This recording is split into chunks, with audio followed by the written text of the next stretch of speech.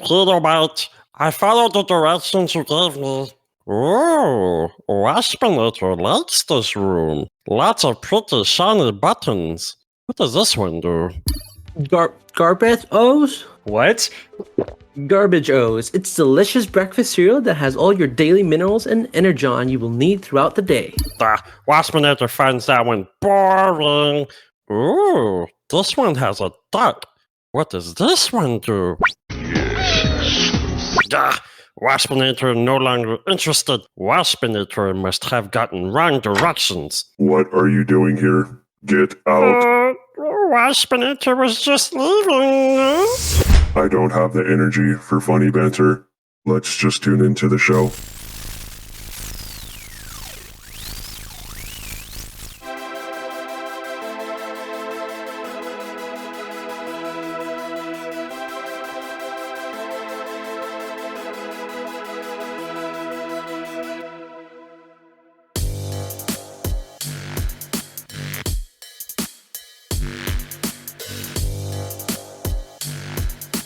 Hello, and welcome to another special segment of Kill0-Byte's Corner, where I cover the comics Onyx Prime and Computron are too busy to revisit, but are part of the timeline. And I'll be your host today, Kill0-Byte, and with me is supposed to be Waspinator, but he hasn't shown up, and it's been a few clicks, so I guess I'll start without him. Today we'll be covering IDW Revolution, and as always, spoiler warning. So if you haven't read it already, I highly recommend you go and read the comic and then come back and listen to the podcast.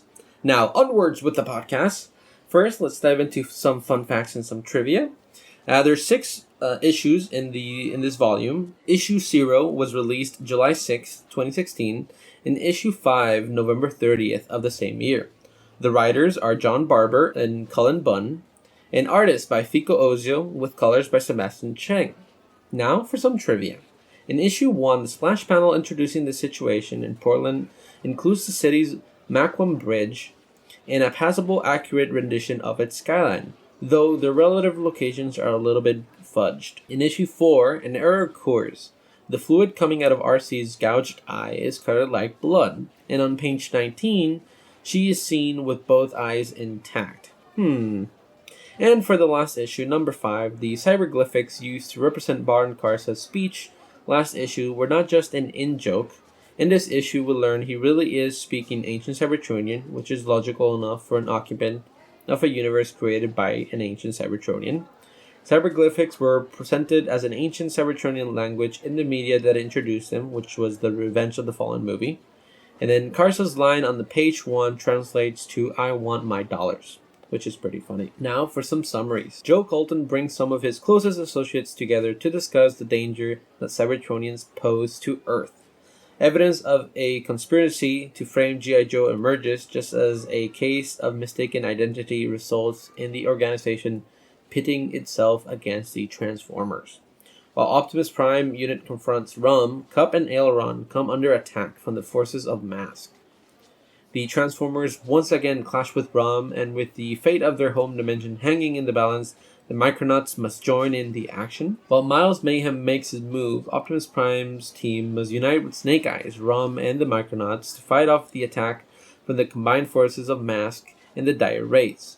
And finally, our heroes unite for the final battle with Baron Karsa.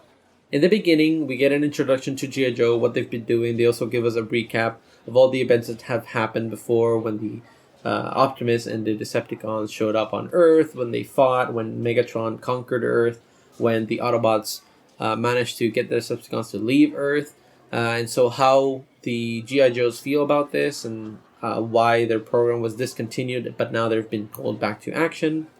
A conflict occurs between Jazz and RC versus the G.I. Joes, and Optimus, Soundwave, Windblade, and Victorian appear to try to help with that conflict, but Rom appears and makes it worse by killing Joe Colton, and Optimus decides to investigate why this mysterious character appeared and just killed humans, and kind of messing up his plans of trying to keep the peace. Through that, they managed to follow Rom and kind of fight and captured him. And in that fight, Optimus does his signature move, which is transform into truck and run you over to Rom, and he gets the information that Rom is on Earth trying to kill the wraiths that have invaded Earth, and they're trying to use Or-13 to give them the self-powers.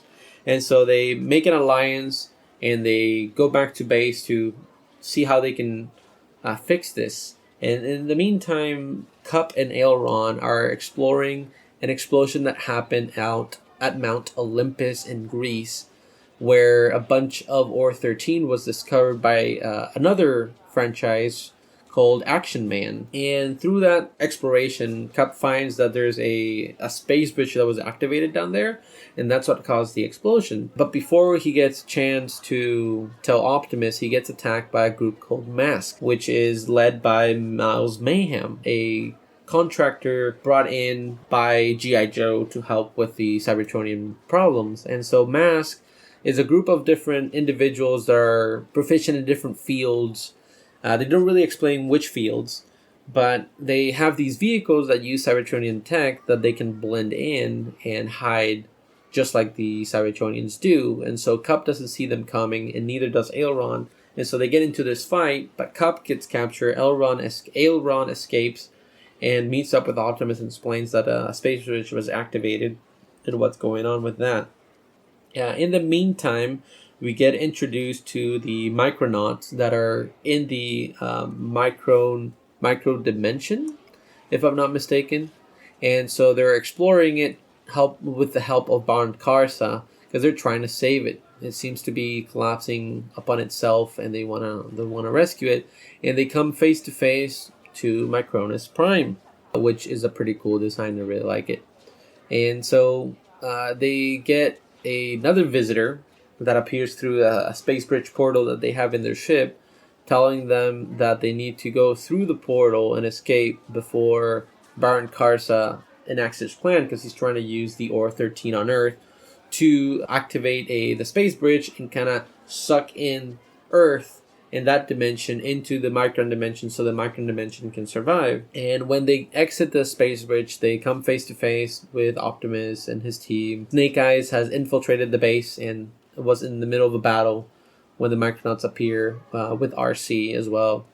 And once they're all a little bit acquainted and trying to bring in the peace, they get attacked by Mask once again, and by the Dire Wraiths at the Metroplex home base, or not the Metroplex, the Titan base home base. And there's this big battle brewing and happening at the base, and G.I. Joe decides to join in. And now you have G.I. Joe fighting the Wraiths with Optimus, the Micronauts, and Rom all together. And it seems that all hopes... It seems like it's under control. Mr. Mayhem was in league with the Wraiths and was using them to defeat the Cybertronians. So kind of how they're saying, the enemy of my enemy is my friend. And so he ended up using the Wraiths to fight the Cybertronians, but then the Wraiths are like, you're just worthless. And so it just became you were just helping me for a means to an ends kind of scenario. But then Baron Karsa activates a special ability that the Micronaut universe characters seem to have, which is like they absorb materials and beings and powers like that. I don't know exactly how it works, but that's how it kind of looks like it. And he merges with Dire Wraiths, he gets Or-13 mixed in there, and then he uses the power of the space bridge as well, and he becomes this huge entity creature with spikes and flesh, but also armor. It kind of looks like a Shredder, but an organic Shredder from Teenage Mutant Ninja Turtles, which looks pretty cool. I like it. And so now that this new entity, Big Bad, is out here, then everybody focused their attention to take out Baron Karsa, and the Micronauts end up sacrificing themselves and using their powers to collapse the space bridge before Baron Karsa could do anything. And a big explosion happens, and Baron Karsa is defeated. But at the end, there's a little tease that the Micronauts have been captured by G.I. Joe, and they're going to be experimented on. So we'll see where that goes. I'm sure you can find that out in the G.I. Joe comics. But overall, it's a decent story. It introduces a bunch of characters. It's a decent like start to this big event in the IDW world. And the only thing I didn't really like was there was a lot of text. There's a lot of text bubbles.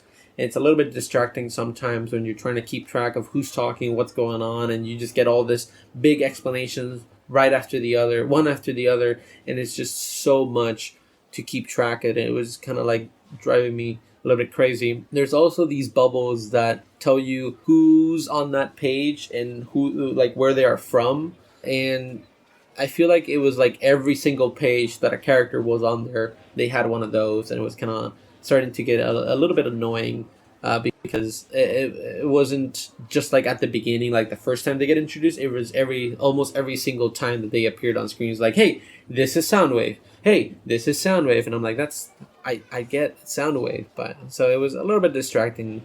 But the art is beautiful. There's this panel towards the end. Baron Karsa tries to take Optimus with him as the portal collapses, and he rips off Optimus's chest plate, and you can see the Matrix and his windows get shattered, and it's a beautiful panel. I really, really love it. I like what the artist did there and the colorings and all. It's very amazing, very beautiful. I also wanted to say that Jazz loses an arm, so that means the counter mass go up. Poor Jazz. And he also said that his left arm was his favorite arm. So other than that, I would have to rate this out of 5 Rod Stars a 2.5, just because it was like a lot to take in. I feel like if they would have expanded a little bit more, maybe more issues, it would have been a little bit better. But it's like you get the G.I. Joe, and then suddenly Rom appears, and then suddenly the Micronauts appear, and then Baron Karsa, and all these just kind of mixed all together. So it was a little bit too much, I think, for so many small issues. But overall, other than that, the art was very cool. The characters, you got to see a lot of different characters from all the franchises. So if you do like multiple of those franchises, you got to experience them all. They all got something to do with the story. So that was pretty cool. Victoria looks pretty cool. Like they're very spiky now, and their helmet looks a little bit like a samurai helmet, which I like. So 2.5. But I want to ask you, listeners, what do you think of these comics, and how many rosters would you give it? Please let us know at the comments down below.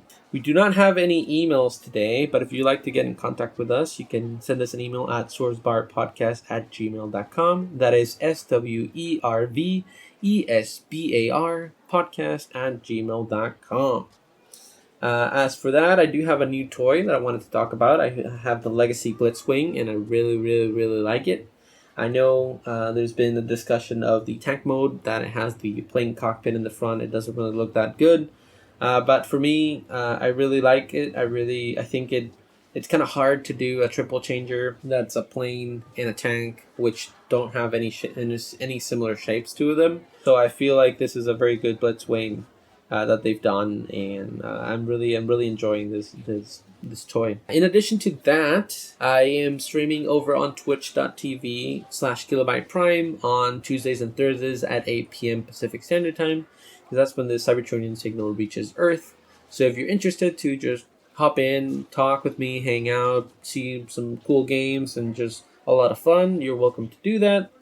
And you can find me again on twitch.tv/Kill0-Byte Prime. If you've enjoyed this episode, consider sharing it with your friends and subscribing. If you want to help out the show even further, we have started a Patreon. All of the proceeds will go to supporting the show and keeping the lights on. Of course, we have some tiers that offer other forms of gratitude, such as 3D printed files and entry to our Discord channel. You'll even get early access to our comic review videos a week before they're publicly released. And also, we have a goal to reach 500 subscribers. We'll be holding a brand new kind of giveaway we've never held before, so please make sure you click that subscribe button and tell your friends that it's a good time. And as always, we hope you're all staying safe out there. Thank you so much for listening. Till all are one. Follow us on Facebook and Instagram at Swervesbar Podcast. You can also find us on Twitter at Swervesbar. If you're interested in more content, try checking out the spin-off D&D series, Transform Rollout. The first season, Rise of the World Killers, is completely out now. Let us tune in for a preview now. Well, it looks like we have another partner, and I pick up the baby and I take it with us. The baby, completely unaware of what's going on, just kind of like snuggles up against your arm and falls asleep. It makes it even worse. Oh my god. Fascinating. There's also a YouTube channel with bonus content with a link provided below. And if you are so inclined, you can support us on Patreon, where you can get even more bonus content, such as several 3D files and access to their Discord. Links will be provided below. And transmission